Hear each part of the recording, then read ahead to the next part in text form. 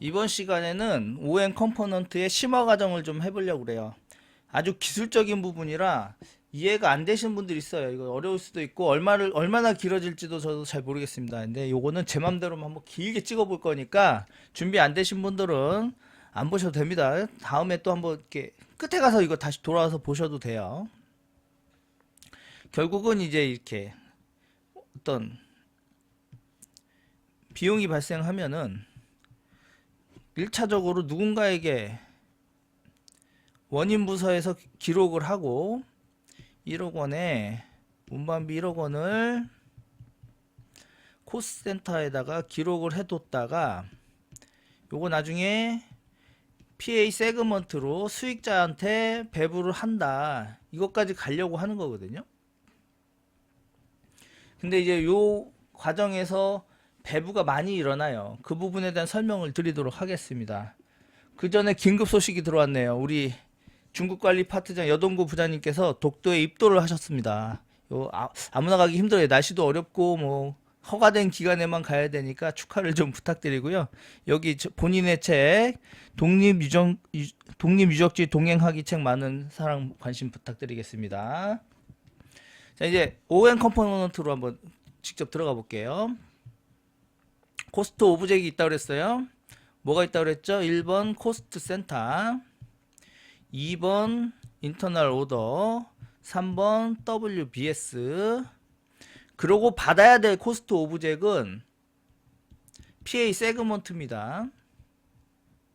SE죠. 세그먼트인데 얘는 원천으로 직접 받을 수도 있고 나중에 배부 받을 수도 있는데 기본적으로는 나중에 이제 최종 수익자라고 한번 보시면 돼요. 그리고 또 하나 더 있어요. 뭐라 그랬죠? 상제품이 있다 그랬죠? 우리가 전표에다가 직접 이걸 치지는 않아요. 우리는 요 세 가지를 칠 거고요. 배부에서 PA 세그먼트로 보낸다. 요게 컨셉이라고 말씀드렸습니다.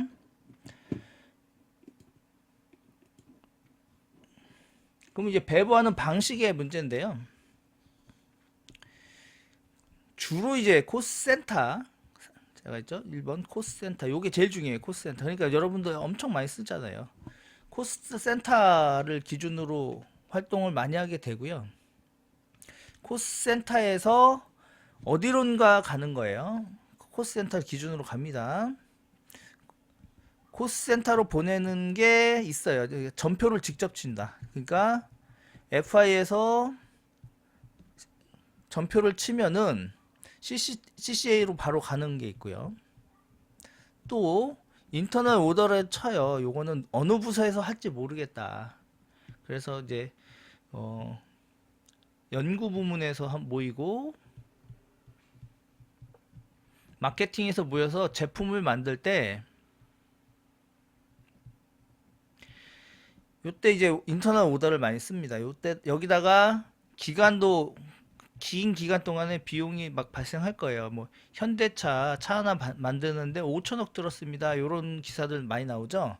그걸 할 수 있는 게 인터널 오더예요. 정확하게는 WBS입니다. WBS는 인터널 오더의 집합체라고 보시면 되고 이 오더의 정산을 하는데 정산은 여러 군데다 할 수 있지만 주로 이제 그제서야 코스센터로 보내요. WBS도 그 코스센터 그러니까 CSTR로 보낼 수 있는데 좀 전에 말씀드린 것처럼 이 두 개는 자산으로 갔다가 코스센터로 올 수도 있습니다. 이렇게 여러 가지 비용들이 결국은 코스센터로 집계를 하고요. 코스센터를 집계한 것들을 PA로 보내는데 다시 이 코스센터는 다시 워크센터라고 하는 작업장으로 보내지고 제품으로 갔다가 PA로 넘어가는 게 있고요. 코스센터끼리 배부를 서로 해요. 기획 부분의 비용, HR 부분의 비용을 이제 영업 부문, 영업 1부문, 영업 2부문에다가 배부를 하고 이 영업에 있는 비용들을 다시 PA로 보내는 게 일반적입니다. 이런 식으로 많이 해요. HR도 이렇게 보내고.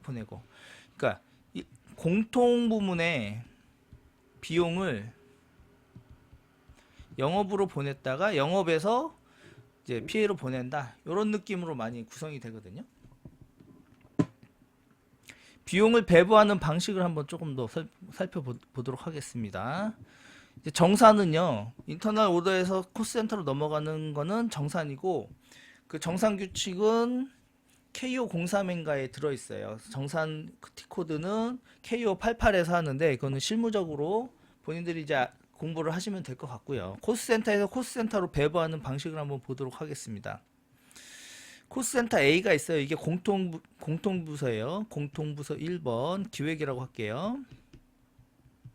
공통부서 2번 연구소라고 하겠습니다. 그리고 직접부서 1번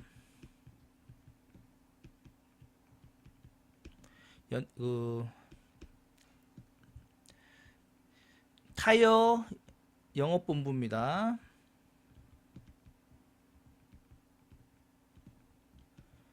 직접부서 2번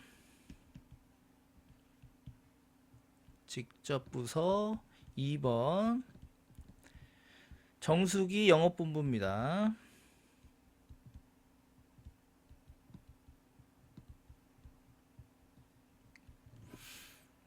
그리고 마지막으로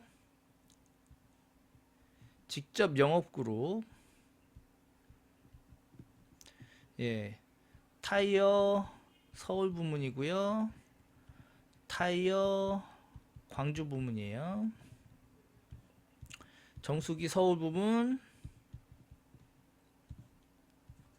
정수기 부산 부문, 이렇게 4개 부서가 있다고 치도록 하겠습니다. 이 정산하는 방법, 배분하는 방법은요, 이쪽 차변에 발생한 비용들을 쓰는 거예요. 타이어 영업 부문에 인건비는 여기 들어오겠죠. 인건비 이번 달에 15억을 쓰셨고요. 그 다음에 마케팅비 3억을 쓰셨습니다. 직접 부서 2 인건비 정수기 부문에서는 네, 여기서는 뭐 8억 썼다고 할게요. 여기서는 이제 판촉비로 12억을 썼다. 이렇게 되는 겁니다. 그럼 이제 직접 영업그룹 부문도 각각의 인건비들이 발생하겠죠.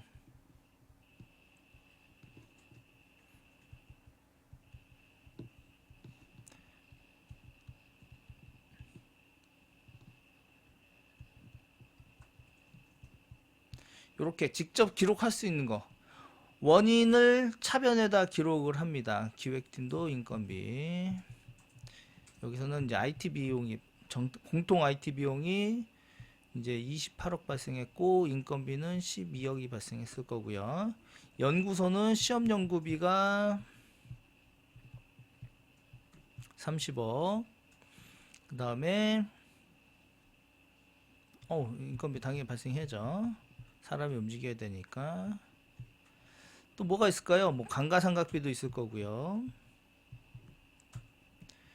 연구소도 마찬가지로 시험 연구비 장비가 많으니까 감가상각비도 있을 겁니다. 이렇게 직접비들을 새겨 놓고서 이제 배부를 할 거예요.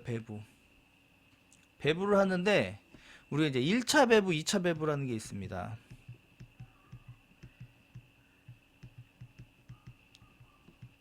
쓰시는 분들은 알 거예요. 아마 KSV5로 찍는 애들이 있고 KSU5에서 시작하는 애들이 있어요. 그 안에 사이클이라는 걸 통해 갖고 미리 지정을 해둬요. 어디로 보내겠다, 어떤 기준으로 보내겠다, 이렇게 하는데 이때 있는 그대로 보내는 경우가 있어요. 인건비가 10억 발생했다고 했잖아요. 이건 직접비니까 직접 인건비는 인건비로 또 같이 나눠 보내는 거예요. 그래서 15억 중에 이렇게 타이어 서울과 광주로 인건비를 배부를 해주는 방법이 있습니다. 이렇게 직접비로 보내버리면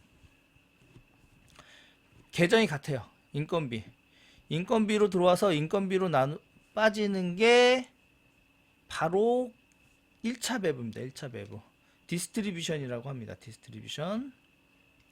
인건비를 두 개로 나누는데 나누는 기준이 있어요. 이 타이어 서울에서는 이번 달에 판매를 500본을 했고 광주에서는 600본을 했어요. 그래서 이제 600본 파는데 더 많은 노력이 들어갔을 거잖아요. 그러면 요 판매 수량으로 배부하는 경우가 가장 많죠. 이제 인건비가 그래서 이게 이제 11대 5가 11분의 5가 타이어 서울로 보내져야 돼요. 그래서 인건비 마이너스 6.5억 대충 계산했습니다. 뭐 제 암산이 그렇게 정확하진 않나요? 그럼 여기 이렇게 인건비가 6.5억이 들어오도록 배부를 하고요. 나머지 8.5억이 타이어 부문 광주로 와야 되겠죠.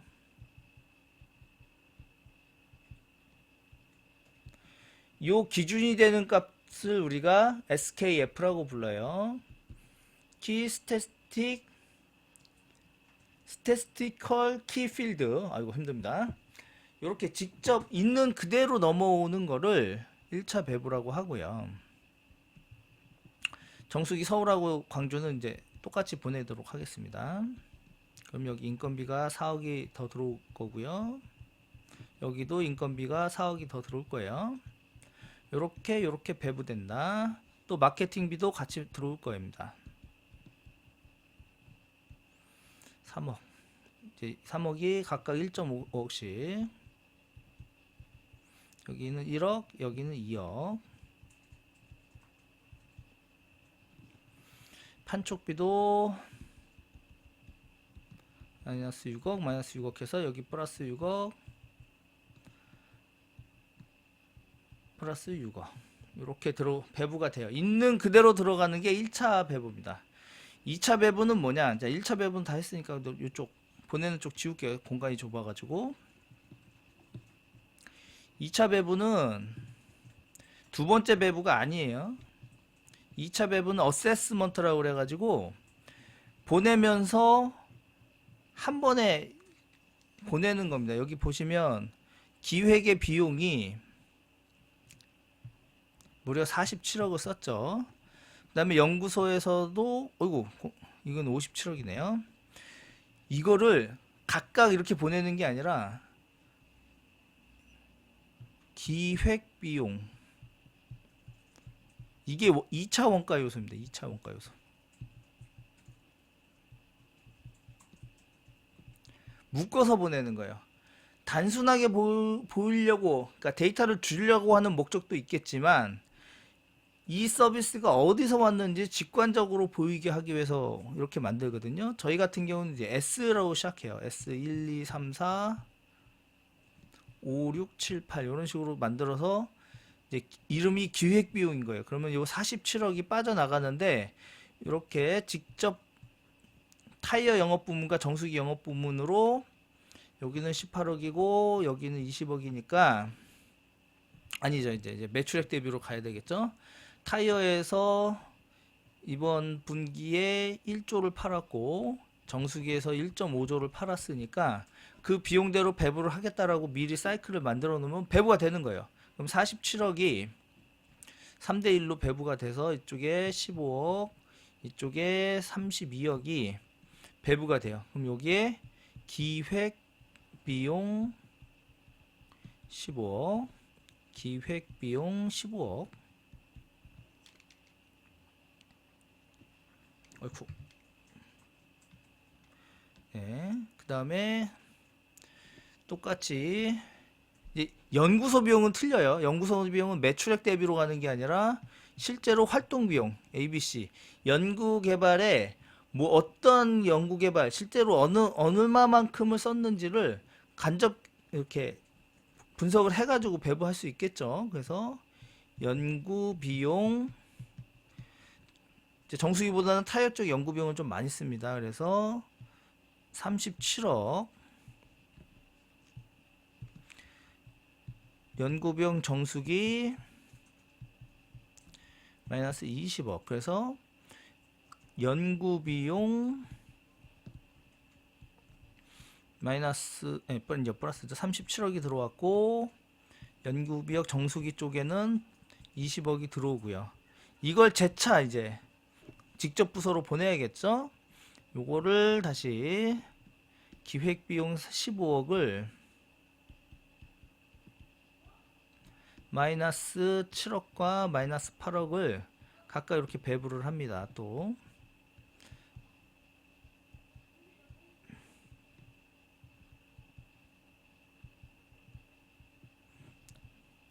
연구도 들어와야겠죠?